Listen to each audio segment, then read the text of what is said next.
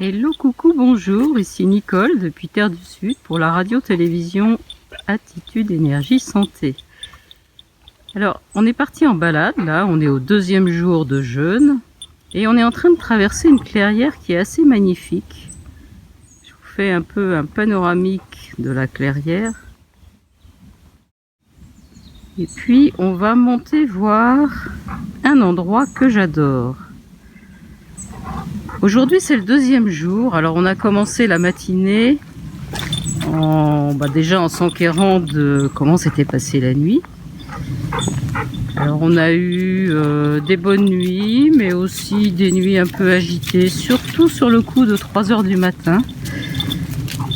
Et vous savez que 3 heures du matin, c'est l'heure du foie. C'est l'heure où le foie est au maximum de son travail de détoxification. Entre 2 et 4-5 heures du matin, le foie est en pleine activité. Donc on a rassuré un petit peu tout le monde et on sent qu'on est en train de plonger dans le jeûne. La laine commence à être un peu plus chargée, la langue aussi. Tout ça, c'est bon signe. C'est que les processus de nettoyage et surtout la cétose est en train de s'installer. Alors là, on est en train de s'approcher d'un des 2 endroits que j'adore dans ce coin. On est tout près de la maison, hein, ça fait juste 3 minutes qu'on marche. Et c'est ce bouquet de chênes qui crée un espace absolument extraordinaire. Je vous le montre un peu. Ce sont des grands chênes. Et ils sont installés en petits cercles. Et pour venir lire, méditer, c'est un endroit extraordinaire. Allez, on continue et on va passer tout à côté d'eux.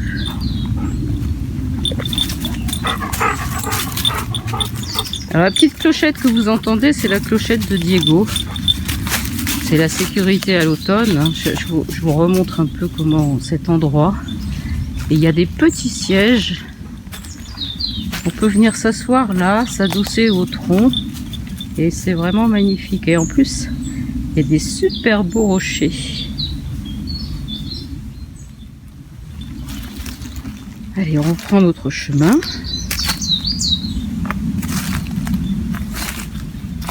Et on va découvrir le 2e endroit que j'adore. Je prends un peu de recul pour que vous la découvriez de loin. On commence à apercevoir. C'est une oliveraie. Une oliveraie qui est magnifique. Alors là, le soleil s'est pas encore tout à fait levé. Il est juste derrière une toute petite couche de nuages. Donc il n'y a pas de soleil encore. Et ça vous permet de la découvrir sous un certain jour que j'aime beaucoup.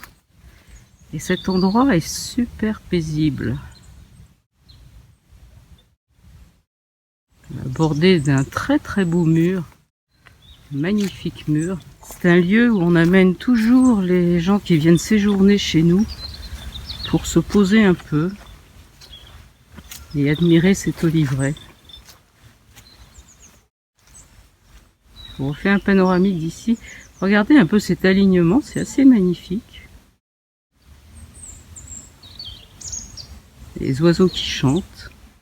On est vraiment aux prises avec la nature et c'est une des choses qu'on essaye d'installer pendant nos séminaires, c'est de reconnecter les gens tout simplement aux alternances jour-nuit, à l'existence des saisons, et de se connecter à la nature, d'entrer en relation avec les arbres. J'en ai encore quelques magnifiques là devant moi. D'entrer en connexion avec eux, avec les oiseaux, de prendre le temps de goûter tout ça et d'en profiter pour installer le calme en soi. Alors là, on va continuer de suivre l'oliveraie, donc on va tourner à l'angle du mur. Il nous permet de découvrir de très belles couleurs d'automne. Alors nous, l'automne, il est assez tardif chez nous, hein. C'est-à-dire que les arbres commencent seulement à jaunir, les plus précoces commencent à perdre leurs feuilles, et comme on a beaucoup d'oliviers, de pins, et de chênes qui perdent très tardivement leurs feuilles. Pour nous, on a un automne très prolongé jusque fin novembre, début décembre. Et c'est sûr que ça donne des couleurs magnifiques.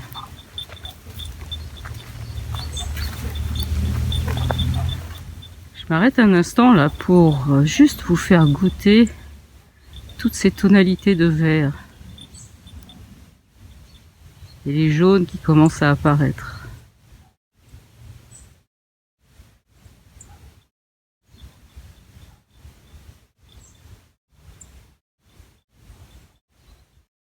Là, je prends un petit chemin le long de l'Oliveraie qui va me permettre de vous présenter un de mes arbres préférés. C'est un très vieux chêne. On commence à le voir, là. Vous voyez apparaître son tronc. Et je viens souvent au pied de ce chêne. Je vous le montrerai sur son autre face tout à l'heure, mais vous voyez un peu sa taille. Et je viens souvent sous ce chêne pour retrouver un peu la relativité. Le fait que tout ce qui se déroule, c'est pas si grave. À l'échelle d'un chêne, à l'échelle d'un très beau rocher, tout ça n'est pas bien grave. Et maintenant, on va marcher un peu pour voir l'autre face de ce chêne, parce qu'il est vraiment splendide. C'est vraiment un de mes grands copains. Et le voilà sur son autre face.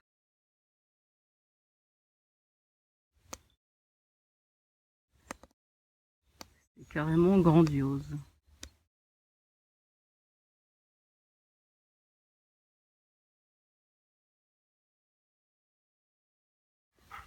Alors aujourd'hui, à notre programme, nous avons marche comme tous les jours.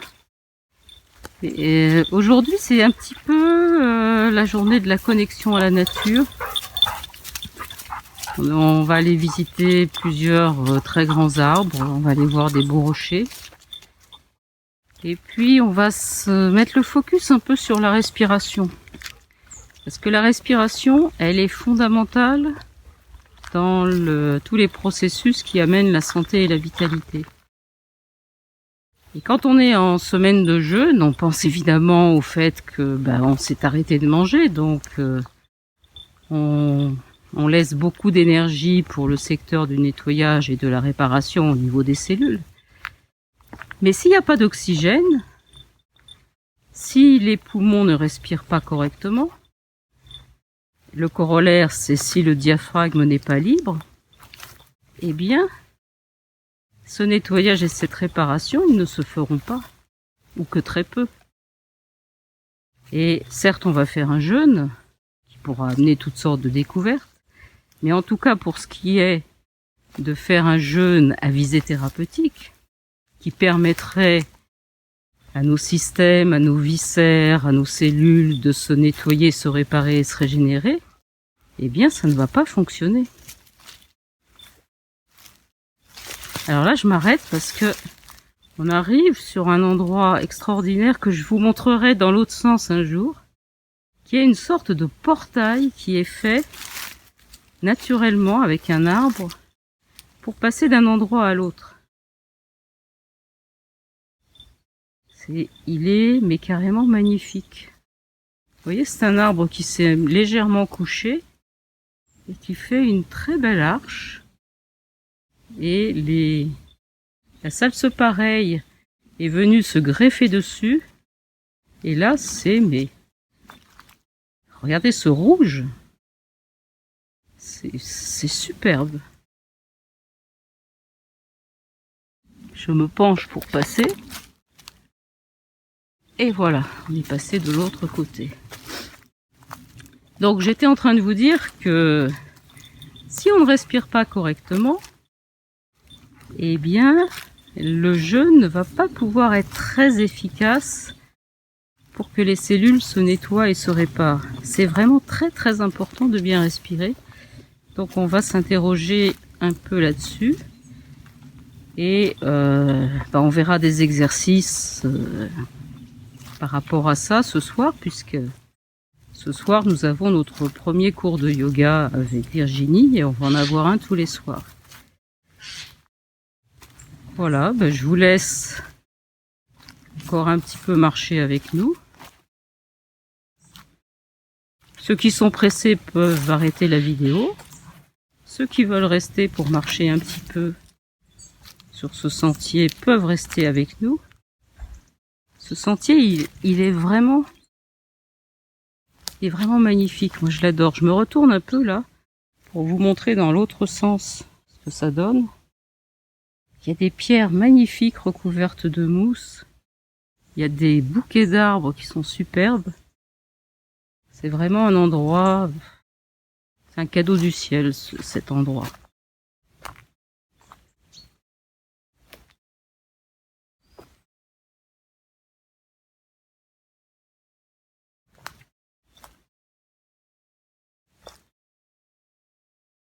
Alors c'est un endroit où il y a beaucoup d'arbres morts.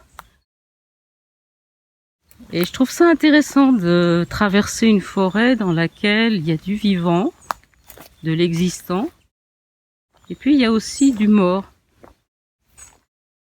Ça nous permet de revisiter les notions de vie, de mort, d'existence.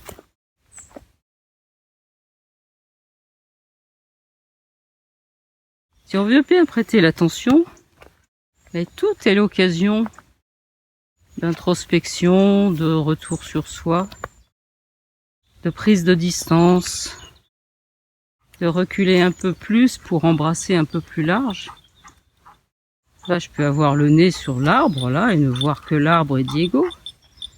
Mais je peux aussi choisir d'embrasser beaucoup plus large.